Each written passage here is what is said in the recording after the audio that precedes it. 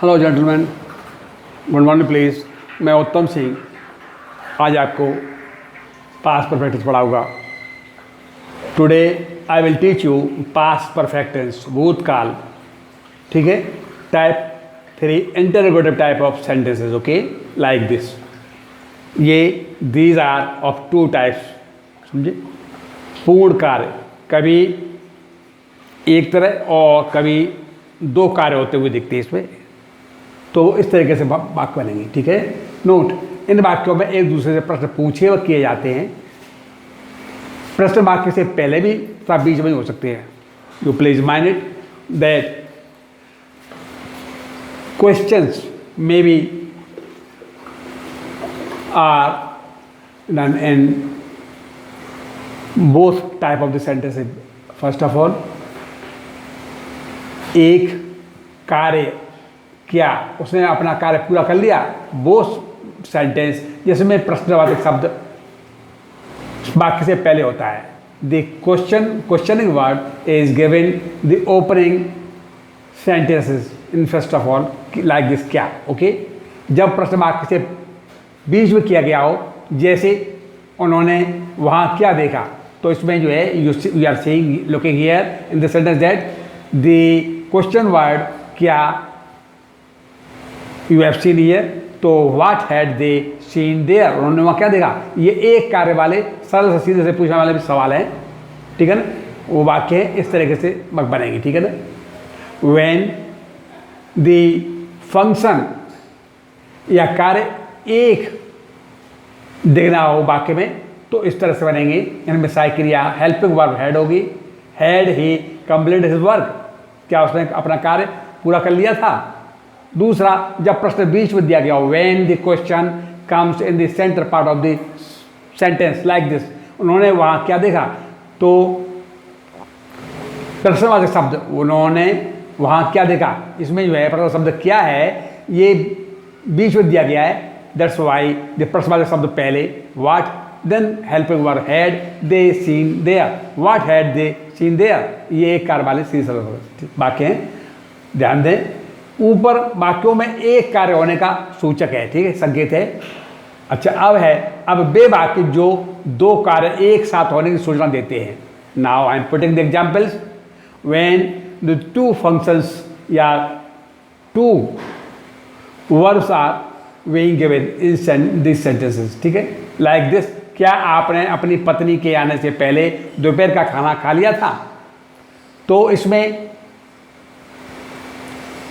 सबसे पहले प्रश्न जो है, क्या, वाक्य शुरुआत में है, at the opening of the sentences, क्या, व्हाट, ये आया है पहले वाक्य के, तो इसलिए helping verb had will be used and first of all, then subject. ठीक है, देन क्रिया की थर्ड फॉर्म, बाकी रेस्ट पोर्शन इस तरीके से। ठीक है, तो had you finished your lunch before your wife केम।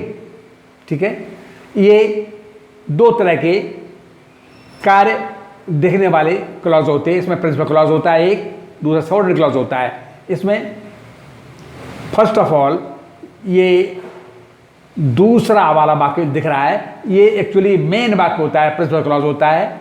और जो शुरू में दिख रहा है, ये सबऑर्डिनेट क्लॉज होता है, ये नंबर 2 का। तो सबसे पहले I will put the principal clause in the opening sentences, like this, had you finished your lunch.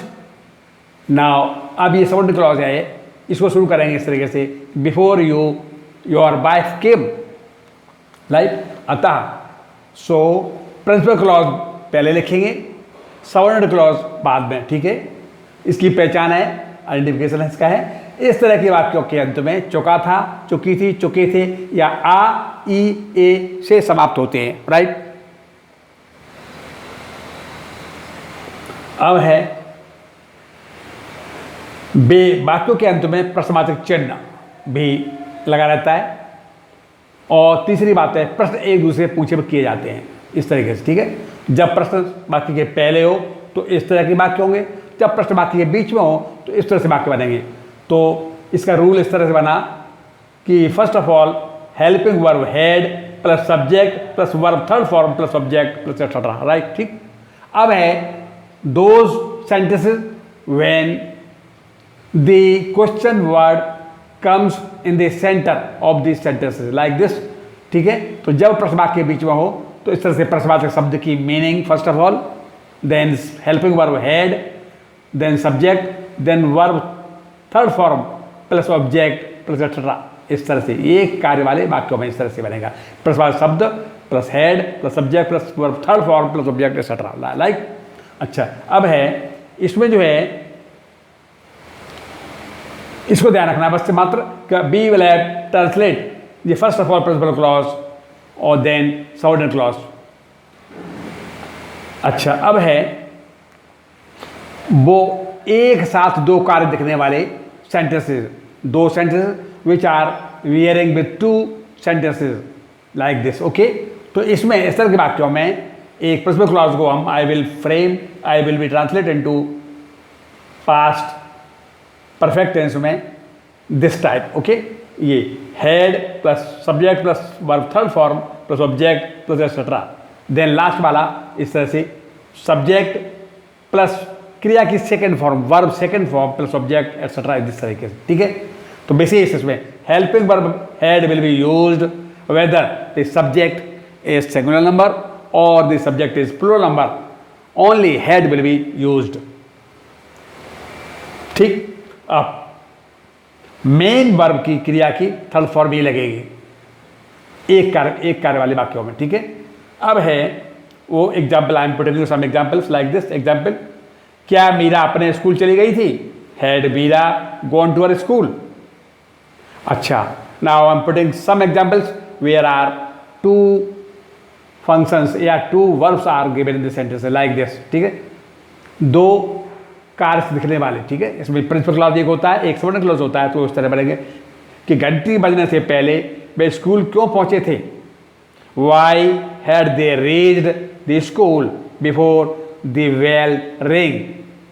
Subject क्रिया की second form last subordinate clause में, इसमें क्रिया की थर्ड फॉर्म प्लस हेड आपको लगाना पड़ेगा पहले, उससे पहले प्रश्नवाचक शब्द, सबसे पहले प्रश्नवाचक शब्दों के। अच्छा, दूसरा है जब प्रश्न बीच में हो, श्याम ने राधा को क्यों पत्र लिखा? ठीक है, तो why had Shyam written a letter to Radha, ठीक है। अब है एक दो कार्य वाला सिद्धांत, इसमें सबसे पहले प्रिंसिपल क्लॉज फिर सबऑर्डिनेट क्लॉज लाएंगे इस तरीके से, ठीक है।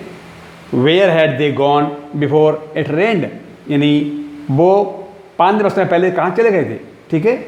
इस तरीके से मुख्य कार्य प्रिंसिपल क्लॉज होगा और बाद में फिर सबऑर्डिनेट क्लॉज बनाएंगे, ठीक है, दूसरे दो कार्यों वाले, ठीक है। So please to exercise, okay, make practice. Thank you very much. I will see you in next period.